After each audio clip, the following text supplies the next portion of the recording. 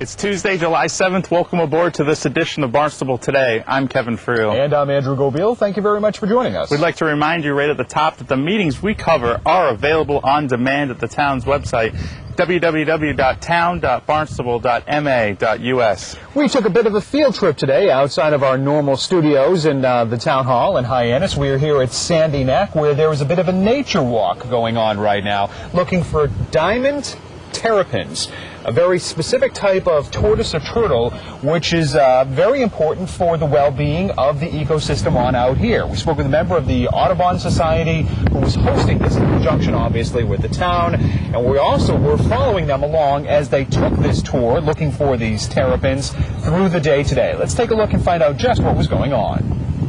As mentioned, we're here on Sandy Neck right now with Ian Ives of the Massachusetts Audubon Society. Ian, thanks for joining us. We appreciate it. Now, we talk about Audubon Society. Everybody expects to talk about birds, but you guys actually aren't going to be doing that today. You'll be looking down rather than up. What are we looking for? Today we're looking for diamondback terrapins, which live in the Great Marsh of Sandy Neck or Barnstable. Yeah. And at this time of year, they make their way up from their marsh areas into the dunes of Sandy Neck. And so the object here today is obviously to protect them and make sure that they have free road from their nesting area to the water, correct? That's the objective of the conservation measures for diamondback terrapins.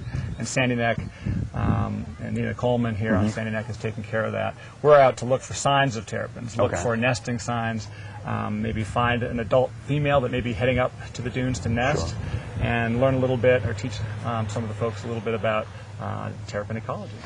Hi, Nina. Hi.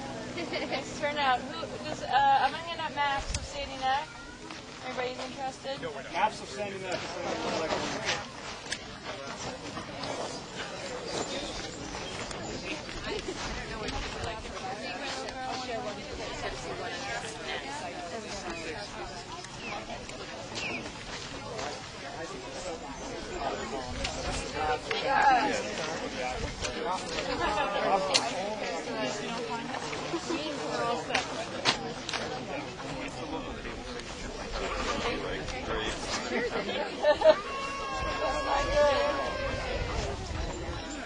So if everybody, well, not everybody, but those of you that have a map, if you look at the map, you can sort of get a feel for just how long this barrier beach is. Again, it's 7 miles long, so it's much longer than your average barrier beach on Cape Cod. And if you look at the map, you'll notice that there's a bunch of dark blobs on it. Those are areas where there's forest, pitch pine forest, mainly like what we're seeing over here opposite sides. And that's the area where you tend to see these vernal pools. The vernal pools are scattered throughout the landscape, so you'll often find them around the pitch pine forest. And that little spade matoda I was talking about earlier tends to congregate in the areas in the outer part of Sandy Neck, which is generally where you find. So if you're looking at the map again, I don't mean to ask a difficult question, but we're out here and we're going to be spending so much time doing this, and obviously it's very important. This has been your life's work, being nature this way. Why is it important that we continue to do this, and why is it important, say, that we make sure that these turtles or diamondback terrapins have a free road to the water? I mean, why is this so important? Well, they're a state-listed species, which means that their numbers have declined in Massachusetts. And they're an integral part of this ecosystem here on Sandy Neck. It's all woven together. All the species that live out here and the habitat that they're in is all one unit. And it's really important. If you take away one piece of this unit, you start seeing a breakdown, and there's many examples of that. And it's just one of those things that we need to be conscious of. And it's a matter of pragmatism in my mind. We have to understand that there's multiple uses here at Sandy Neck. I'm not speaking for the town here, but there's a lot of different things going on, and we have to understand the issues in all of them.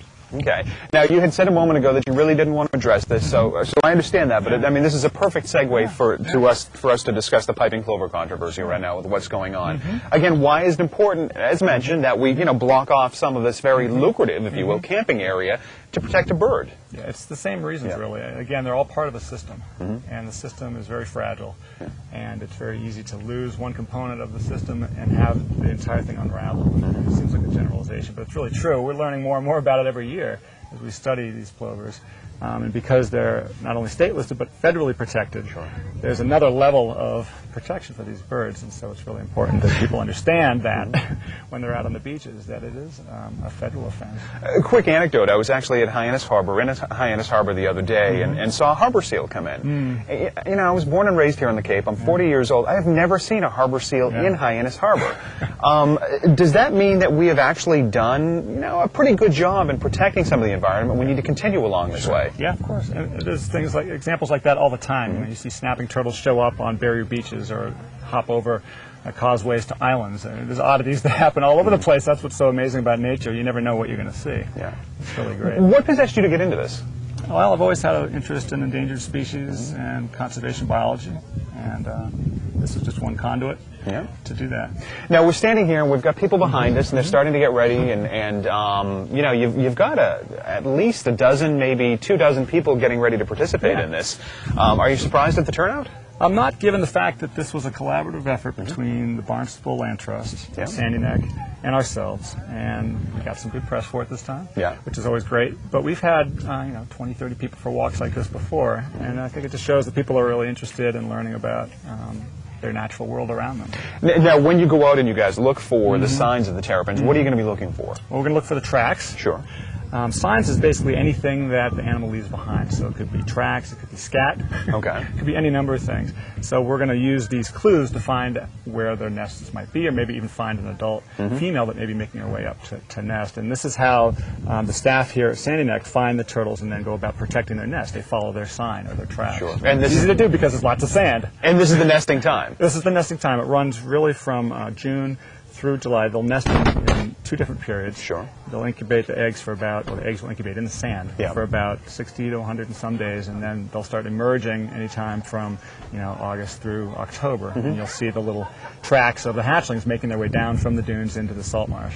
So might we be doing this again sometime in August, September, October, last year as we did take a this look in at the October. hatchlings? Yeah, it's a fun way to follow up. Now, you're talking about the nesting time, so we expect to be out here back again in August, September, and October, looking for them as they're going to be heading on into the water. Sandy Neck staff will be out here with their monitor out here all season long. They're marking the nest, they're covering them so that they know where they are, and that cover also acts as a predator control so that the skunks and the raccoons won't get at them. And yeah, they've been doing this yearly. This has been a process that's taken place for many, many years. So you can see them in here come out during the night. It wouldn't take like you out here with the graders on like that. At 10 o'clock at night you might find they're really, really unique. They come out, you know, at nighttime. Forage around. Yeah, they go very long periods of time. Also, very intelligent.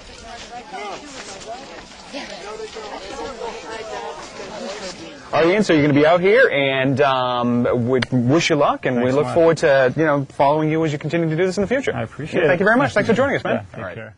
On the meeting schedule this week, Wednesday, July 8th features the Zoning Board of Appeals hearing at 7 o'clock in the Town Hall hearing room. The Old Kings Highway Historic Committee is going to meet at 7 o'clock in the West Barnstable Community Building on Route 149. On Thursday, July 9th, formal site plan review has a meeting at 9 o'clock in the Town Hall hearing room. And the Cable Advisory Committee is going to meet at 4 o'clock in the Selectmen's Conference Room.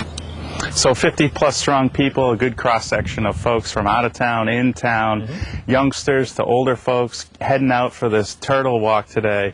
Great event sponsored by the town here today. That's right, and it's just an example of some of the opportunities afforded you as either a resident of the town of Barnstable or a visitor to the town of Barnstable. For more information on what's going on here at Sandy Neck or some of the events through the town, just head to our website. We'll get it listed right there, town.barnstable.ma.us. For Kevin Friel, as we conclude our field trip out here to Sandy Neck, I'm Andrew Gobiel. Thank you very much for joining us. Have a great night.